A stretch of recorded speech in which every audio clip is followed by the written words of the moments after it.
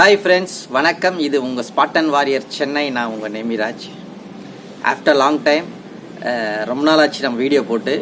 So நிறைய பேர் இன்ஸ்டாவில் வந்து கேட்டுக்கிட்டே இருந்தீங்க. அதுக்காக இன்றைக்கி எப்படியாவது போட்டுடணும் அப்படின்னு சொல்லிட்டு டைம் ஒதுக்கி போட்டுட்டேன். ஒரு சில காரணத்தினால என்னால் கண்டினியூவாக போட முடியல. ஸோ மன்னிச்சிடுங்க. இதுக்கப்புறம் எனக்கு தெரிஞ்சு தொடர்ந்து வரும்னு நானும் எதிர்பார்க்குறேன். அதுக்கான நேரம் கிடைக்கும்னு நினைக்கிறேன். ஓகே, இன்றைக்கி நம்ம எதை பற்றி பார்க்க போகிறோம் அப்படின்னு ஸ்க்ரீனில் பார்ப்போம்.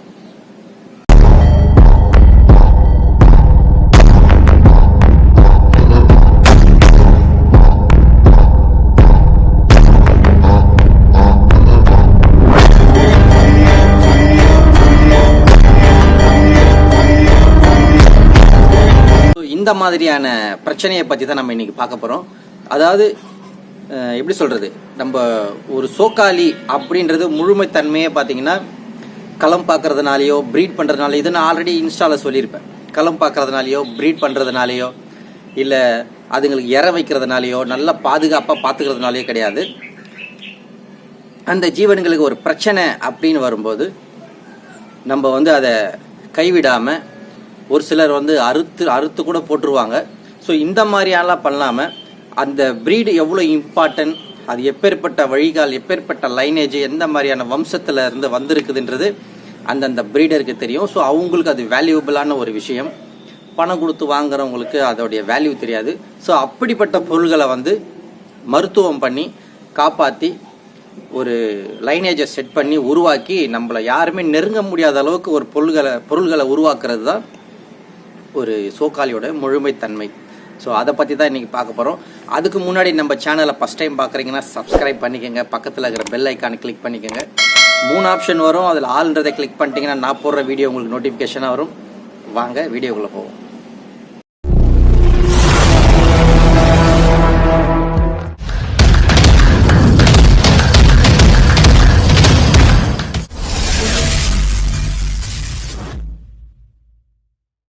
இப்போ நீங்கள் ஸ்க்ரீனில் பார்த்த சேவலும் பெட்டையும் பார்த்தீங்கன்னா என்னோடது கிடையாது, என்னுடைய ஒரு ஃபாலோவர்ஸ் சப்ஸ்கிரைபரோடது. அவர் ரொம்ப கஷ்டப்பட்டு ட்ராக் பண்ணி என்னை எப்படியோ பிடிச்சிட்டு ஒரு சில சேவல்களுடைய வைத்தியத்தை கேட்டிருந்தார். ஆல்ரெடி நம்ம சொல்லியிருந்தோம் 1 by 1. அது எல்லாமே பார்த்தீங்கன்னா 100% க்யூர் ஆகிடுச்சு அவருக்கு. ஸோ அதனால் பர்டிகுலராக இந்த பெட்டையும் இந்த சேவலும் பார்த்தீங்கன்னா அவருடைய ரொம்ப ஒரு ஹோப்ஃபுல்லான ஒரு லைனேஜ், ஒரு நம்பிக்கை தன்மையான ஒரு லைனேஜ் அது. அதனால் அதை எப்படியாவது காப்பாற்றி ஆகணும் அப்படின்னு சொல்லிட்டு ஒரு சிலரை கேட்டிருக்கிறாரு. எல்லாருமே மருத்துவம் சொல்லியிருக்காங்க. பட் அவர் சொல்கிறதுக்கு எனக்கு அது வந்து சரியாக வரலனே, நீங்கள் எப்படியாவது சொல்லி காப்பாற்றுங்க, ஆல்ரெடி நீங்கள் சொல்லி 2-3 சேவல் நான் காப்பாற்றிருக்கேன் அப்படின்னு சொன்னதுனால இந்த பெட்டைக்கு நம்ம மருத்துவம் சொன்னோம். உடனடியாக ரெடி ஆகிடுச்சு. அதோட வீடியோவும் நான் உங்களுக்கு இதில் அட்டாச் பண்ணுறேன். ஸ்க்ரீனில் சைடில் பார்த்தாலே தெரியும் உங்களுக்கு. நீங்கள் ஃபஸ்ட்டு பார்க்கும்போது எப்படி இருந்த பெட்டை இப்போ எந்த அளவுக்கு இருக்குன்னு பாருங்கள். அதே மாதிரி அந்த சேவலும் நீங்கள் முன்னாடி பார்த்துருப்பீங்க எப்படி இருந்ததுன்ட்டு. ஸோ இப்போ எப்படி இருக்குதுன்றதை நான் சைடில் காட்டுறேன் பாருங்கள். ஸோ இந்த மாதிரி ரிகவரி ஆகி பர்ஃபெக்டாக ஆகிடுச்சு. இந்த சேவலை வந்து அறுத்து போட்டுடலாம் அப்படின்ற ஒரு கட்டாயத்துக்கு கூட ஒரு சிலர் தள்ளுனதுனால அவர் வந்து ரொம்ப மன வருத்தத்தோடு கேட்டிருந்தார். அதுக்கு நம்ம மருத்துவம் சொன்னோம், க்யூர் ஆகிடுச்சு, பர்ஃபெக்டாக ஆகிடுச்சு இப்போ. ஸோ இது என்ன ஆச்சு, எதனால் இப்படி ஆகுது, இதுக்கு என்ன வைத்தியம் பண்ணுன்றதை நம்ம இன்றைக்கி விரிவாக பார்ப்போம். ஸோ இந்த பெட்டைக்கு பார்த்தீங்கன்னா இது வந்து ஒரு அன்கான்ஷியஸான ஒரு ஸ்டேஜ். இதுக்கு பார்த்தீங்கன்னா இந்த மண்டையில் இருக்கக்கூடிய இந்த நரம்பு மண்டலத்தில் சளி வந்து லாக் ஆகிடுச்சுன்னா இந்த மாதிரி நீங்கள் நைட்டு அடைக்கும் போது நல்லா இருக்கும். காலையில் ஓப்பன் பண்ணும்போது பார்த்தீங்கன்னா அன்கான்ஷியஸாக இருக்கும். முகமெல்லாம் ஈரமாக இருக்கும், கண்ணெல்லாம் மண் ஒட்டி இருக்கும், மூக்கில் இருந்து தண்ணி வடிஞ்சு அந்த கவுல் ஃபுல்லாக, அதாவது நம்ம மூக்கு சோக்கில் கவுல்னு சொல்லுவோம், ஒரு சிலருக்கு தெரியாது, அது ஃபுல்லாக மண் ஒட்டிட்டு ஒரு மாதிரி உயிர் மட்டும் இருக்கும். பட் ஆனால் எந்த ஒரு மூமெண்ட்டுமே இருக்காது. அந்த ஒரு கண்டிஷனுக்கு ஆகிடும். இது வந்து பார்த்தீங்கன்னா முழுக்க சளி வந்து போயிட்டு நரம்பு மண்டலத்தை லாக் பண்ணி ஒரு அன்கான்ஷியஸான ஒரு இதில் போயிடும். ஸோ இந்த மாதிரி பெட்டைங்களுக்கு வந்து நம்ம ஒரு வைத்தியம் பண்ணணும் அப்படின்னும் போது கம்பல்சரி அதுக்கு மெடிசன் இருக்கணும். ஸோ அதாவது பார்த்தீங்கன்னா இந்த மெடிசனை எப்படி கொடுக்கணும்னா, நீங்கள் கொடுக்குற மெடிசன் கரெக்டானதாக இருக்கணும். முதல்ல அந்த நோயோடைய புரிதல் நமக்கு இருக்கணும். ரெண்டாவது இதுக்கு என்ன மருத்துவம்ன்ற புரிதல் இருக்கணும். அதை விட முக்கியம் அதை எப்படி கொடுக்கணுன்றது முக்கியம். அது என்ன டோஸில் கொடுக்கணும், எந்த நேரத்தில் எதை கொடுக்கணுன்றத 100% தெரிஞ்சு வச்சுருக்கணும். அப்போ தான் வந்து ஒரு பொருளை ஒரு உயிரை காப்பாற்ற முடியும். ஸோ இந்த பெட்டைக்கு பார்த்தீங்கன்னா நீங்கள் மருத்துவம் கொடுக்கணும், அது லோ டோஸாக இருக்கணும், ப்ளஸ் வயிற்றில் உணவு இருக்கணும், அது செமிக்கணும். இது எல்லாத்தையுமே பேலன்ஸ் பண்ணி நீங்கள் பண்ணணும். இப்போ என்ன ஆகிப்போச்சுன்னு பார்த்தீங்கன்னா இந்த பெட்டைக்கு வந்து லாக் ஆகிடுச்சு. ஸோ இதுக்கு வந்து சளியை வந்து குறைக்கணும். சளியை குறைச்சிட்டு அந்த சளி லாக் ஆனதுனால என்ன ஆகும்னு பார்த்தீங்கன்னா இறை எடுக்க முடியாது, அன்கான்ஷியஸ் லெவலில் போயிடுச்சு. கிட்டத்தட்ட ஒரு 5-6 நாள் ஆகும். ஆனால் உயிர் இருக்கும், ஒரு மூமெண்ட்டுமே இருக்காது. ஸோ அப்போ என்ன ஆகும்னா இந்த உடலில் இருக்கக்கூடிய அந்த நீர் சத்து வந்து டோட்டலாக குறைஞ்சிரும். ஏன்னா அது உணவாக அந்த நீர் சத்தை தான் எடுத்துக்கிட்டு இருக்கும். அதுக்கப்புறம் அதுவும் ட்ரை ஆனதுக்கப்புறம் டோட்டலாக வாஷ் அவுட் ஆகிடும். இப்போ நம்ம எப்படி மருத்துவம் பண்ணணும்னு பார்த்தீங்கன்னா இதுக்கு நீர் சத்தமும் கொடுக்கணும், டைஜஸ்ட் ஆகக்கூடிய அளவுக்கு லைட் ஃபுட்டாக கொடுக்கணும், வயிற்றில் இறை இருக்கணும், மெடிசன் கொடுக்கணும். அப்போ தான் அந்த மெடிசன் ஒர்க் அவுட் ஆகும். ஒரு மெடிசனுக்கும் இன்னொரு மெடிசனுக்கும் இடைவெளி இருக்கணும். இதை கரெக்டாக பேலன்ஸாக நீங்கள் ஃபாலோ பண்ணணும். ஃபஸ்ட்டு பார்த்தீங்கன்னா நல்லா சளி தட்டி எடுத்துருங்க. எடுத்துட்டு ஒரு அமாக்சிலின், எனக்கு எப்போவுமே கை கொடுக்குறது அமாக்சிலின் தான். மெரிக்வின் இருக்குது, நிறைய மெடிசன்ஸ் அஜித்ரால் அது இதுன்னு சொல்லுவாங்க. எனக்கு எப்பவுமே கை கொடுக்குறது இந்த அமாக்சிலின். அமாக்சிலின் 250 இருக்கிறதுலே கம்மியான டோஸு. இதை வந்து நீங்கள் பவுடரை வந்து நான் ஃபஸ்ட்டு சளி தட்டி எடுத்து முகத்தில் நல்லா ஹாட் வாட்டர் போட்டு க்ளீன் பண்ணிவிட்டு இந்த டைரெக்டாக அந்த டியூப் கேப்சூல் இருக்கும் அதை ஓப்பன் பண்ணி உள்ளே அந்த பவுடரை டைரெக்டாக கொட்டிடுங்க. கொட்டிட்டு கொஞ்ச நேரத்துக்கு அப்புறம் சுடு தண்ணி குடிப்பாட்டி அப்படியே விட்டுருங்க. அது அன்கான்ஷியஸ் லெவலில் தான் இருக்கும். அந்த மருந்து உள்ளே வேலை செய்ய ஆரம்பிக்கும். அதுக்கப்புறம் என்ன பண்ணணும்னா டிகாஷன், நம்ம டீ குடிக்கிறோம் பார்த்தீங்களா, எந்த டீ தூளாக இருக்கட்டும், நல்லா கொதிக்க வச்சுட்டு அதை வடிகட்டிட்டு அந்த டிகாஷனை வயிற்றுக்குள்ளே கொடுத்துக்கிட்டே வரணும். நல்லா இறப்பை வீங்கிற அளவுக்கு கொடுங்க. கொடுத்து முடிச்சதுக்கப்புறம் என்ன பண்ணுங்கன்னா 1 மணி நேரத்துக்கு ஒரு தடவை எலக்ட்ரால் இல்லைன்னா குளுக்கோஸ், இந்த குளுக்கான்-டி, இதை வந்து ஒரு சொம்புலையோ இல்லை ஒரு பெரிய பாத்திரத்தில் மிக்ஸ் பண்ணி வச்சுட்டு கிட்டத்தட்ட ஒரு நாளைக்கு ஒரு 1/2 லிட்டர் வரைக்கும் கொடுங்க.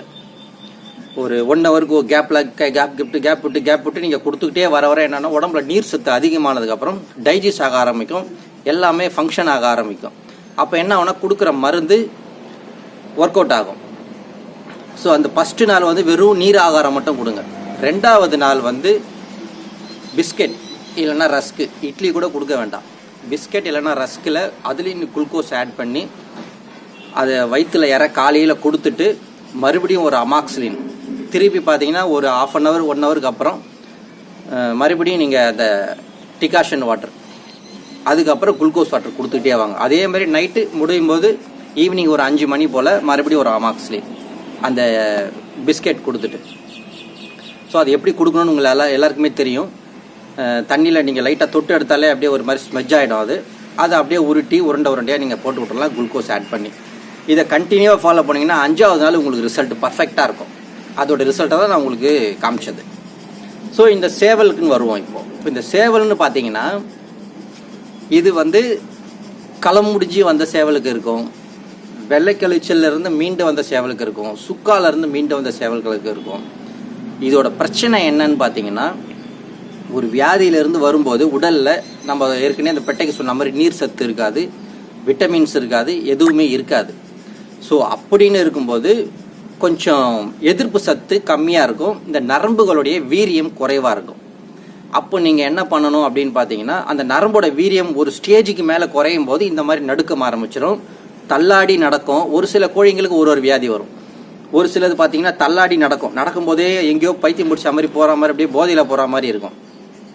2வது பார்த்தீங்கன்னா இந்த மாதிரியான நடுக்கம், ரெக்கையை தொங்க விட்டுட்டு உடம்புல சத்தே இல்லாமல் கை காலெலாம் நடுங்கிட்டு இந்த சேவலாவது நிற்குது, மற்ற சேவலாக இருந்தால் உட்காந்துரும். ஒரு சில சேவல்களுக்கு தலை சுத்து நோய் வந்துடும். ஸோ அதுக்கு வேறு ட்ரீட்மெண்ட், அது ஆல்ரெடி நம்ம சேனலில் இருக்கும். ஒரு சில சேவல்கள் பார்த்திங்கன்னா அப்படியே கால் இழுத்து உட்காந்துரும். ஸோ இந்த மாதிரியான பிரச்சனைகளுக்கு மெயின் ரீசன் பார்த்தீங்கன்னா இந்த நரம்புகளுடைய வீரியம் குறைஞ்சி வீக்கானதுனால தான். அந்த நரம்புடைய சத்துக்கள் வந்து குறைஞ்சி போயிட்டு அது ஒரு வீரியம் இல்லாமல் இருக்கும், நடுக்கம் வந்துடும். நமக்கே பார்த்தீங்கன்னா ஒரு சிலர்லாம் பார்த்தீங்கன்னா கை நடுங்க ஆரம்பிக்கும். அவங்களுக்கு எல்லாமே பார்த்தீங்கன்னா இந்த மாதிரி நர்வஸ் ப்ராப்ளம் தான். ஸோ இதுக்கு நம்ம என்ன பண்ணலாம், அதே சேம் மெத்தடு தான். காலையில் இறை கொடுத்துருங்க, செமிக்குதான்னு பாருங்கள். செமிக்கலைன்னா நீர் ஆகாரமாக கொடுங்க, செமிச்சதுன்னா பிஸ்கெட்டோ இட்லியோ ரஸ்கோ ஏதோ ஒன்று கொடுங்க. அரை வயிறு கொடுக்கணும், முழு வயிறு கொடுக்கக்கூடாது. அரை வயிறு கொடுத்துட்டு ஒரு மணி நேரம் விட்டுட்டு என்ன பண்ணுங்கன்னா ஒரே ஒரு நிரோபியன் டேப்லெட் மட்டும் போடுங்க. நிரோபியன் டேப்லெட் போட்டுட்டு மறுபடியும் பார்த்தீங்கன்னா இந்த குளுக்கோஸ் வாட்டரை ஆட் பண்ணிக்கிட்டே வாங்க ஒரு 1 ஹவருக்கு ஒரு வாட்டி. இதுக்கு டிகாஷன் தண்ணி தேவையில்லை. ஈவினிங் அதே மாதிரி நீரோகைண்ட் இன்ஜெக்ஷன் டியூபாகவே வாங்கி அந்த அந்த மருந்துக்குள்ளே எவ்வளோ மருந்து இருக்கோ, அந்த பாட்டிலில் எவ்வளோ மருந்து இருக்கோ மொத்தமாக அந்த சேவலுக்கு அடிங்க. சிலர் அரை ml அடித்தா போதும், 1 ml அடித்தா போதெல்லாம் கிடையாது, முழுசாகவே அடிக்கலாம், தப்பு கிடையாது. அடித்து முடிச்சு இதை வந்து பார்த்தீங்கன்னா கரெக்டாக ஒரு 3 நாள் ஃபாலோ பண்ணுங்கள். 4வது நாள் ஒரே ஒரு ரினர்வ் ப்ளஸ், அன்னைக்கு ஒரு நாள் மட்டும் நீங்கள் அந்த நிரோபியன் டேப்லெட்டும் போட வேண்டாம், நியூரோகைன் இன்ஜெக்ஷனும் அடிக்க வேண்டாம். காலையில் இற கொடுத்துருங்க. ஏன்னா அந்த 3வது நாள் 4வது நாளில் கொஞ்சம் நார்மல் ஆகிடும். ஸோ பார்த்தீங்கன்னா நீங்கள் நார்மலாகவே இற கொடுத்துருங்க, செமிச்சிரும். மத்தியானம் கரெக்டாக ஒரு மணி போல் சேவலுக்கு அந்த நியூரோகைண்ட் இன்ஜெக்ஷன் அடிங்க. சாரி, நியூரோகைண்டில் ரினர்வ் ப்ளஸ் உள்ள டியூப் அதே மாதிரி பாட்டில் ஒன்று இருக்கும், ரெட் கலரில் இருக்கும் மெடிசன். அதை மொத்தமாக எடுத்து அடித்து விட்டுருங்க. அதுலேயும் நீங்கள் பாதி அடிக்கணும்னு அவசியம் இல்லை, மொத்தமாக அடிக்கலாம். செஸ்ட்டு பகுதியில் அடிக்கணும். முடிஞ்ச வரைக்கும் இந்த இன்சுலேஷன் சிரஞ்சில் அடிங்க. ஏன்னா அதுதான் நீடில் சின்னதாக வரும். இது வந்து இன்ஜெக்ஷன் போட தெரியாதவங்க ஃபுல்லாக போட்டுட்டு ஈவினிங் மறுபடியும் நல்ல வயிறுக்கு அரை வயிறுலேருந்து 3/4 வயிறு இற கொடுத்து விட்டுருங்க. மறுநாள் மீண்டும் நிரோபியன் அண்ட் நியூரோகைண்ட் ஒரு 5 நாள் 6 நாளில் சேவல் நின்றுடும். பக்காவாக அப்படியே அருவா சொருவி நிற்க வச்ச மாதிரி நின்றுடும். நின்னதுக்கப்புறம் உங்களுக்கு கம்ப்ளீட் ஆகிடும். ஸோ இந்த மாதிரியான மருத்துவ புரிதலும் வியாதியோட புரிதலும் தெரிஞ்சிருச்சுனாலே நீங்கள் சோக்கில் நின்றுடலாம்.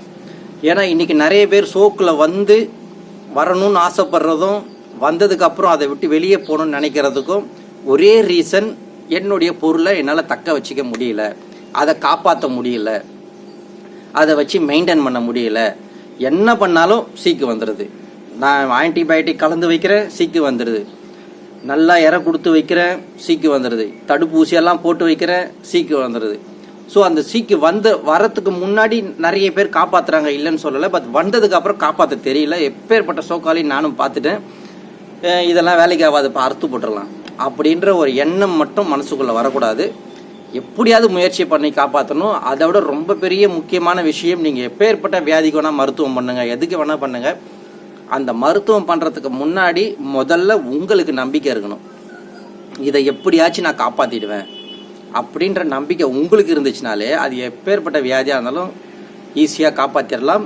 அதுக்கு அடுத்த முக்கியமான விஷயம் மருத்துவ புரிதல். என்ன மெடிசன் கொடுக்கணும், எவ்வளோ கொடுக்கணும், எந்த நேரத்தில் கொடுக்கணும், இதை மட்டும் தெரிஞ்சு வச்சுக்கிட்டிங்கனாலே போதும். நீங்கள் இந்த சோக்கில் ஸ்டாண்டர்டாக நின்றுடலாம். அதுக்கப்புறம் நீங்கள் நல்ல ஒரு லைனேஜை செட் பண்ணுறதா இருக்கட்டும், களம் பார்க்குறதா இருக்கட்டும், பேரு புகழ் இருக்கிறதா இருக்கட்டும், ஒரு சோக்காலின்ற முழுமைத்தன்மையில் லிஸ்ட்டில் நீங்களும் வந்துடலாம். அடுத்து ஒரு பயனுள்ள வீடியோவில் பார்ப்போம். இந்த வீடியோ உங்கள் எல்லாருக்கும் யூஸ்ஃபுல்லாக இருந்திருக்கும்னு நினைக்கிறேன். நன்றி, வணக்கம்.